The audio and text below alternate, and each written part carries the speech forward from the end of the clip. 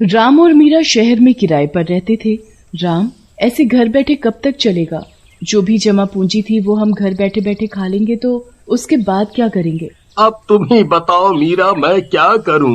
اخبار میں جہاں بھی نوکری کے اشتہار دیکھتا ہوں انٹرویو دینے چلا جاتا ہوں، ہر جگہ کمپیوٹر پر کام کرنے والے لوگ ہی رکھے جا رہے ہیں۔ مکان مالک نے بھی صرف 1 اور مہینے کا سمے دیا ہے، پھر ہم کہاں جائیں گے؟ اگلے مہینے سے تو راشن بھی ادھار ہی لانا پڑے گا۔ میری تو کچھ سمجھ میں نہیں آ رہا۔ تھوڑا بہت یا چھوٹا موٹا کام بھی مل جائے تو سمسیا حل ہو۔ پھر رام اپنے ایک جان پہچان والے کے پاس جاتا ہے۔ اس کی ایک بڑی سی مٹھائی کی دکان ہوتی ہے۔ ارے رام، بڑے دنوں بعد آئے، بتاؤ کیا کیا پیک کر دوں بھابھی جی کے لیے؟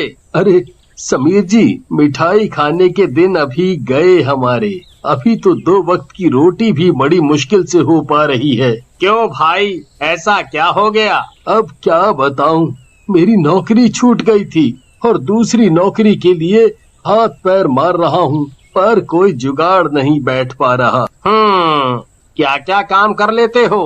بھیا ابھی تو جو بھی مل جائے، چھوٹا موٹا کچھ ملے گا تو بھی کر لوں گا، بس اتنا ہو جائے کہ مکان کا کرایہ اور راشن پانی، اتنا ہی بہت ہوگا۔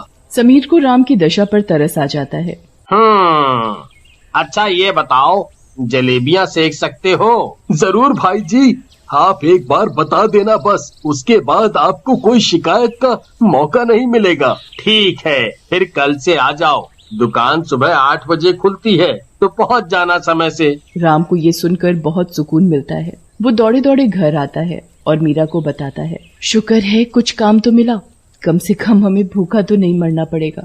تم ایک کام کرنا، کل سمیر بھائی جی سے کچھ ایڈوانس کے لیے بات کرنا، جس سے ہم مکان مالک کو کچھ پیسے دے سکے تو ہمارا سمے بھی بڑھ سکے گا۔ ٹھیک ہے۔ پھر اگلی صبح رام سمے سے دکان پر پہنچتا ہے۔ ٹھیک ہے بھیا، میں کر لوں گا۔ رام جلیبیاں بنا رہا ہوتا ہے، تبھی ایک عورت آتی ہے۔ جی بہن جی، کتنی تول دوں؟ 1 کلو دے دو، اور سنو کراری دینا۔ بالکل بہن جی، اتنی سوادشٹ جلیبیاں ہیں کہ ایک بار کھاؤ گی بار بار لینے آؤ گے۔ رام اسے 1 کلو جلیبی تول کر دے دیتا ہے۔ گھر جا کر وہ عورت اپنے پریوار کے ساتھ جلیبیاں کھانے بیٹھتی ہے۔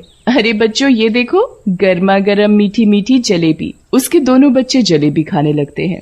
تبھی اچانک بچوں کا سر دکھنے لگتا ہے۔ ممی سر درد ہو رہا ہے۔ ارے اچانک سے تم دونوں کو کیا ہو گیا؟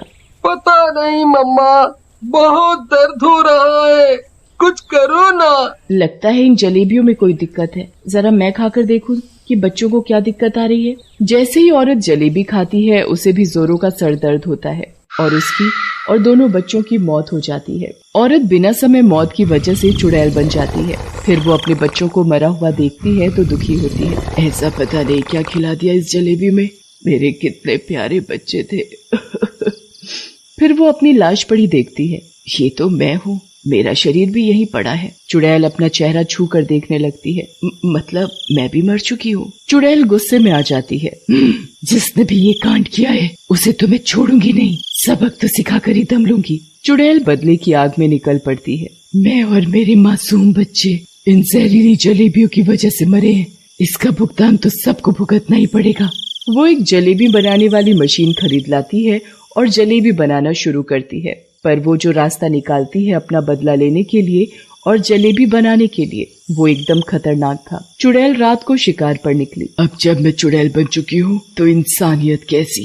ویسے بھی بھوت چڑیل رحم نہیں کھاتے، صرف خون کے پیاسے ہوتے ہیں، اور مجھے بھی اب خون ہی چاہیے، انسانی خون۔ خون کی تلاش میں چڑیل گلیوں میں بھٹکنا شروع کر دیتی ہے۔ تبھی اسے کسی کے آنے کی آہٹ سنائی پڑتی ہے۔ او میرے سپنوں کی رانی کب آئے گی تو؟